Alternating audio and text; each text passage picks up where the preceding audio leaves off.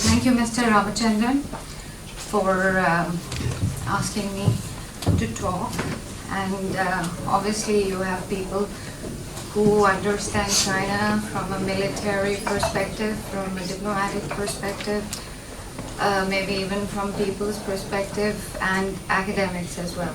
But I think I'll try to bring in some a perspective which is more linked to the streets of China or even the streets of India. And for the last 10 years I've lived in Beijing, and I had to come back because of visa issues, which is not new.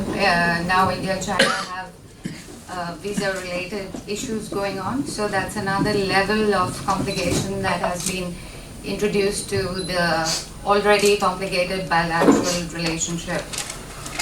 However, I think Mr. Ramachandran's book, Beyond Binaries, I think his main headline is very interesting, because a lot of people don't actually, even if they say so or think so, they don't put it out in writing. We know for a long time now that there is a lot of scholarship on China. There are many writers who write on China. Some have written in ways that anger others, and so there are camps. Either it's everything good about China, it's beautiful, it's glitzy, it's like the real answer to the global south, the leadership, and the others who are like, China is expansionist, it's a party state that is out to get others, it's trying to sell its model to the world. There are important points that both sides make. However, for an objective observer who's completely unbiased, you might see that there is an area in between where the truth lies. But it's difficult to decipher, because China is not a new power, it's an old power. It's a rising superpower now, and it is trying to take on the United States, and thereby things are changing globally for everyone.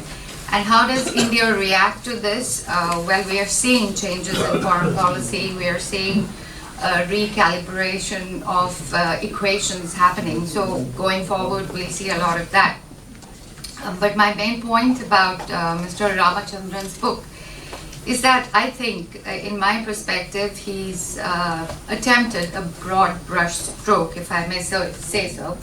It's an ambitious project, because he tries to present or seeks to present different perspectives on different topics, from Bolshoi to Tibet to Xinjiang to traditional Chinese medicine to hukou, which is the household registration system that enables migrant workers to move around in cities across the country.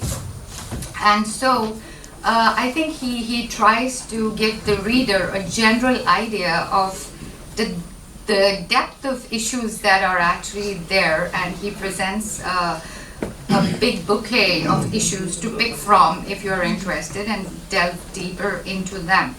He says that China-India relations is not only about Buddhism and the border. Of course, it's not only about that. But yet, it is a lot about just those two things, I would say so. Because, one, we know the linkages from the past, how things happened in terms of Buddhism, and you still have many places in China. For example, if you go to Dunhuang in Gansu province, you will see the story written on the walls. Basically, it's got the best Buddhist paintings in the country there. And they show depictions of Ashoka and how he sent out emissaries to East Asia with Buddhism. So that kind of detail is put out there. But how many people in India would actually know that? No, you have to travel wide, and for that you need visas, and the relationship is not that great that you can have a people-to-people interaction no matter who says what at this time. So I would think that Mr. Ramachandran argues about the Asian century. He says that if China and India can work out their differences and create some kind of, a prosperity bridge across, and if they can collaborate and work together, then this is possible, that the Asian rejuvenation or Eastern rejuvenation and the Asian century is possible. However, I am a bit pessimistic about this at this time.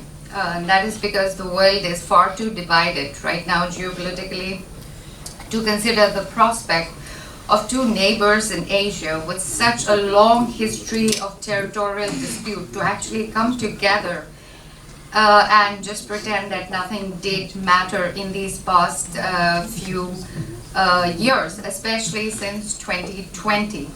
However, where I would agree with Mr. Ramachandran is that India and China have shown remarkable pragmatism in the past in the way they have managed their relationship, and therefore it is entirely possible that they will eventually, if there is political will and if leaders, not just the political leaders, but military leaders, the government leaders, there are many people who work together on this. And so if they can think out of the box and shed some of the weight, the baggage of history, then there might be a way where they can collaborate, but not really. They don't need to be very good friends. They just need to get along so that there is peace in the region and neither side suffers. But how to do this is something that policymakers in both countries need to think. I think an out-of-the-box thinking is necessary, because otherwise you are just going on and on about the same thing. So congratulations, Mr. Ramachandran, for the book, and thank you.